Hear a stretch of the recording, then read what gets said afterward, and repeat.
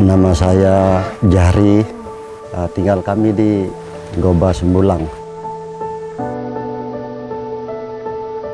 Saya pagi ya kadang-kadang ya maklumlah petani Pak ya, kayak nyangkur, ya nyemprot, ya mopo itu kan ada aja gitu.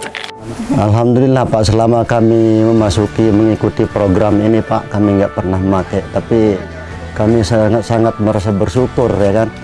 Karena kalau misalnya kami nggak memakai pun kita bisa membantu orang yang membutuhkan Pak. Kami tetap membayarnya walaupun jauh Pak. Karena alasannya sewaktu-waktu kalau kita sakit misalnya kan, kita tinggal masuk aja, jadi kita tinggal nggak ada mikir-mikir lagi gitu hanya. Kami nggak akan merasa tertekan gitu ataupun merasa keberatan gitu Pak. Janji kami terus ikut program ini Pak. Yang udah memasuki kami minta tolonglah, jangan ditunda-tunda pembayarannya ya kan. Karena walaupun kita nggak make, insya Allah kita pun alhamdulillah kita dapat membantu orang yang membutuhkan Pak.